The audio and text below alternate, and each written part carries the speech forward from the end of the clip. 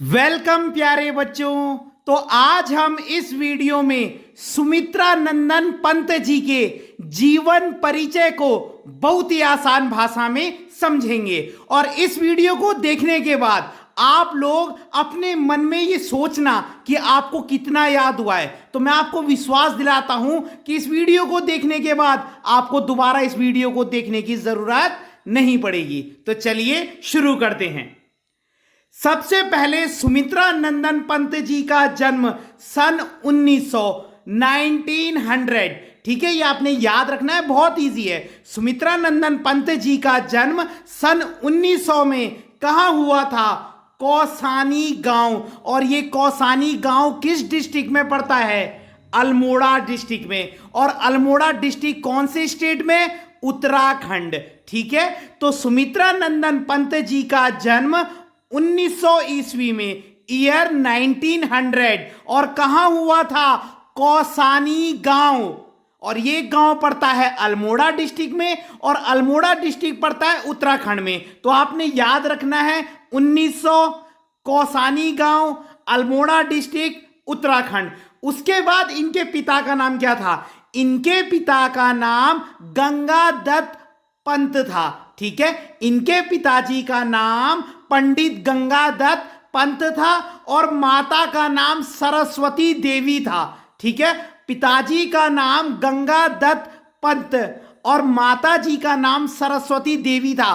कहते हैं कि जब सुमित्रा नंदन पंत जी का जन्म हुआ था तो उसके 6 घंटे बाद ही इनकी माता जी की मृत्यु हो गई थी। जब सुमित्रा नंदन पंत जी का जन्म हुआ तो उसके 6 घंटे बाद ही इनकी माता श्रीमती सरस्वती देवी जी का देहांत हो गया था। तो पिताजी का नाम क्या है? गंगादत्त पंत, और माता जी का नाम सरस्वती देवी। उसके बाद इनके बचपन का नाम क्या था? तो इनके बचपन का नाम था गुसाई दत्त। यह आपने याद रखना है, बहुत इंपॉर्टेंट है।